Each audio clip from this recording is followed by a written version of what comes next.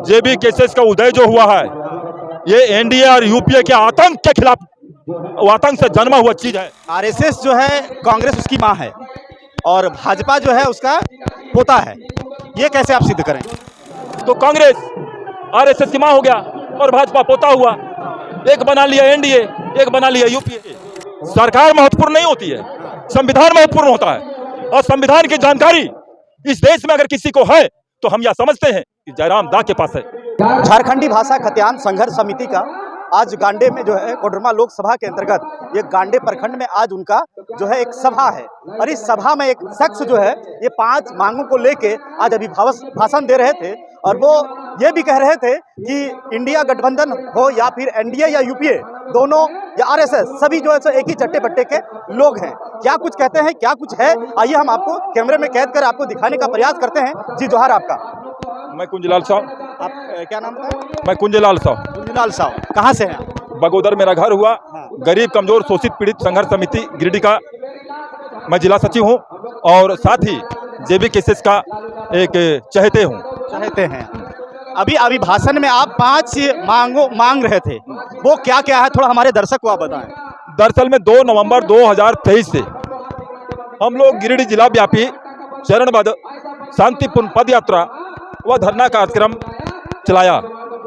वो कार्यक्रम इसलिए करना पड़ गया कि आम जनता को न्याय व पारदर्शी सरकार पाने के मूल अधिकार से वंचित करने तथा प्रशासन में व्याप्त भ्रष्टाचार को बढ़ावा देने के विरोध में यह कार्यक्रम चला।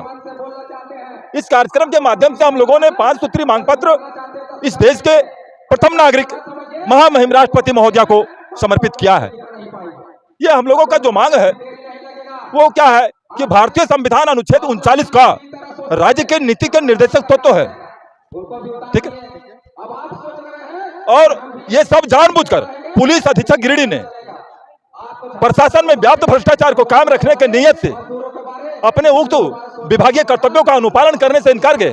फलस्वरूप इस जिले के गरीब कमजोर शोषित पीड़ित आम जनता न्याय व पारदर्शी सरकार पाने के मूल अधिकार से वंचित हैं तथा प्रशासन में व्याप्त भ्रष्टाचार के आतंक से त्राहिमाम करने को मजबूर है। इसी के खिलाफ हम लोगों ने 2 नवंबर 2023 से 18 नवंबर 2023 तक गिरिडीह जिला के 13 प्रखंड और 4 अनुमंडल कार्यालय के समक्ष हम लोगों ने पदयात्रा किया और धरना प्रदर्शन किया। हम लोगों का मुख्य मांग है कि थाना पहुंचने वाले पीड़ितों से सम्मान पूर्वक आवेदन लेने, रिसीविंग देने तथा त्वरित कार्रवाई करने की गारंटी किया जाए। पहली मांग है। दूसरी जो मांग है, गांव समाज के गणमान्य पंचों व पंचायत प्रतिनिधियों को ठेंगा दिखा पंचायती राज व्यवस्था को नष्ट कर स्वयं का साम्राज्य कायम करने को आतुर असामाजिक तत्वों को संरक्षण देने वाले थाना प्रभारी व पुलिस अधीक्षक गिरिडीह के खिलाफ एफआईआर दर्ज कर उचित कानूनी कार्रवाई किया जाए। तीसरी जो मांग है कि बगोदर थाना प्रभारी के चैम्बर में विधायक मद से करीब 11 लाख रुपए का लगे सीसीटीवी स्क्रीन व बाजार में लगे कैमरा गायब चोरी मामले में एफआईआर दर्ज कर उचित कानूनी कार्रवाई किया जाए। चौथा मांग यह है कि ऑनलाइन एफआईआर शिकायत संख्या 379990 दिनांक 17/7/2023 द्वारा उपायुक्त नमन प्रिय लकड़ा गिरिडीह के खिलाफ लगाए गए गंभीर आरोप सरकार व कानून के दृष्टि में असत्य हो तो तोहमत लगाने व सरकारी मुलाजिमों को बेवजह परेशान करने के जुर्म में मेरे विरुद्ध एफआईआर दर्ज कर उचित कानूनी कार्रवाई किया जाए। आपके विरुद्ध? हाँ। और सत्य तो लोकहित में जन कल्याण के लिए उपायुक्त नमन प्रिय लकड़ा गिरिडीह के खिलाफ भ्रष्टाचार निवारण कानून की धारा 13 एवं भादवी धारा 217 के तहत एफआईआर दर्ज कर उचित कानूनी कार्रवाई किया जाए। ये 5 सूत्री मांग था। यही हमारा। देखिए सवाल बहुत सारा है, आपसे हम उस पर भी आएंगे, लेकिन इससे पहले एक चीज और आप बताए थे कि आरएसएस जो है कांग्रेस उसकी मां है और भाजपा जो है उसका पोता है, ये कैसे आप सिद्ध करें? दरअसल में आपको एक बात समझना होगा, कांग्रेस पार्टी का निर्माण कब हुआ? कांग्रेस पार्टी का निर्माण 1885 ईस्वी में हुआ।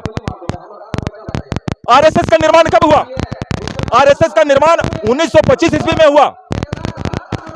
और आरएसएस का संस्थापक कौन है? माननीय डॉक्टर हेडगेवार साहब हैं। माननीय डॉक्टर हेडगेवार साहब हैं। हेडगेवार साहब 1935 ईस्वी तक कांग्रेस पार्टी के नेता रहे और जेल भी गए। और इस देश में आरएसएस में पहला वो शख्स है जो स्वतंत्रता सेनानी है, उसके बाद दूसरा कोई आरएसएस ऐसा नहीं है जो स्वतंत्रता सेनानी हो, ठीक है। तो 1935 ईस्वी में जब वो जेल गया तो 1925 ईस्वी में आरएसएस का निर्माण किया। इसका मतलब साफ है, कांग्रेस ने पार्टी ने आरएसएस का निर्माण किया।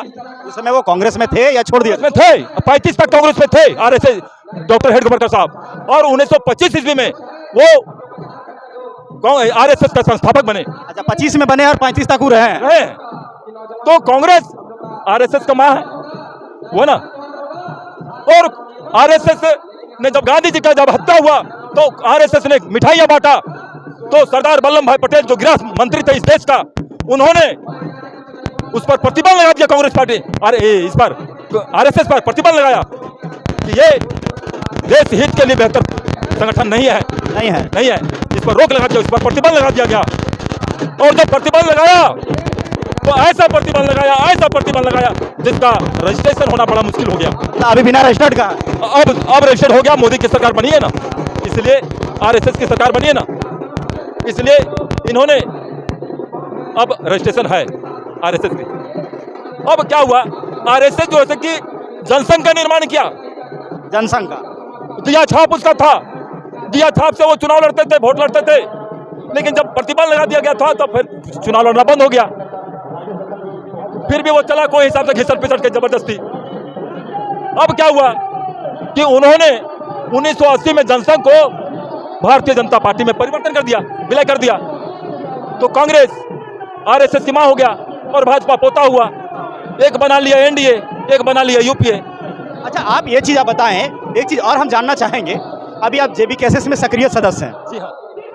जेबी कैसेस, अगर टाइगर जयराम मातो कहते हैं हमें 2 सांसद चाहिए, वो सांसद जीत के चल जाएंगे, किसी एक पार्टी के दल में तो उनको समर्थन तो देना पड़ेगा ना, यूपीए चाहे एनडीए को। जेबी केसेस का उदय जो हुआ है, ये एनडीए और यूपीए के आतंक के खिलाफ, आतंक से जन्मा हुआ चीज है।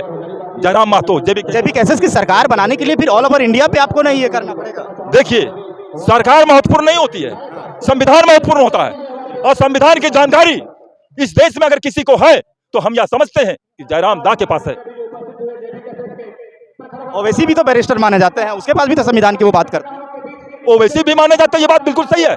वो बैरिस्टर भी है, ये बात हम उसको कम नहीं आंक रहे हैं। लेकिन हम कह रहे हैं कि सत्ता के गलियारों में जब पहुंचा तो संविधान में हो रहे हमले, संविधान में जो 5वीं और 6ठी सूची के तहत इस देश के जो आदिवासी समाज के जो राजा हैं, उनके लिए यह व्यवस्था क्यों नहीं लागू किया गया?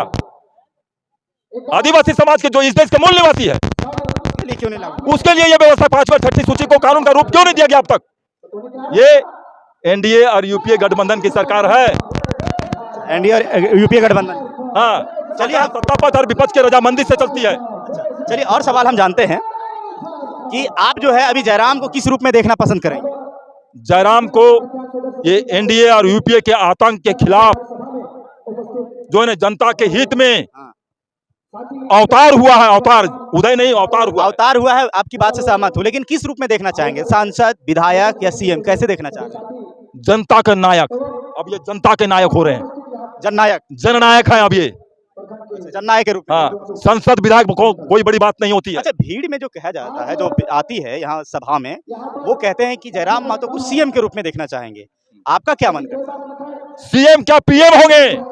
अब सीएम कौन क्षेत्र का मूल्य है, पीएम भी हो सकते हैं। तो पहले सीएम की तो तैयारी हो जाए। सीएम तो ऐसे हंसते खेलते ले लेंगे हम लोग। अच्छा, चलिए ठीक है, आप कहते हैं हंसते खेलते ले जाएंगे। झारखंड में 81 विधानसभा क्षेत्र है। अब 81 विधानसभा, अभी लोकसभा 14 चुनाव होगी 24 में, 14 लोकसभा पे। तो ये 14 झारखंड के 14 लोकसभा में कितने लोकसभा पे जेबी केसेस की तैयारी हो चुकी है? 14 के 14 जगह पर तैयारी हो चुकी है, जनसैलाब उतर चुका है। आप कह रहे हैं जनसैलाब उतर चुका है। हाँ। ये कोडरमा लोकसभा भी गांडे में आप खड़े हैं, यहाँ कितना % जेबी केसेस का समिति विस्तार हो चुकी है?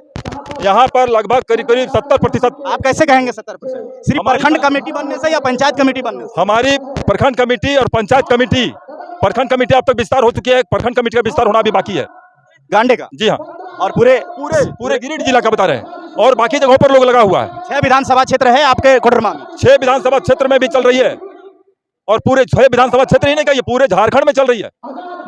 आंधी है, आंधी। आंकड़ा बता रहा है कि 20 से 25% का ही ये है आंकड़ा। ये विरोधी दलों का है।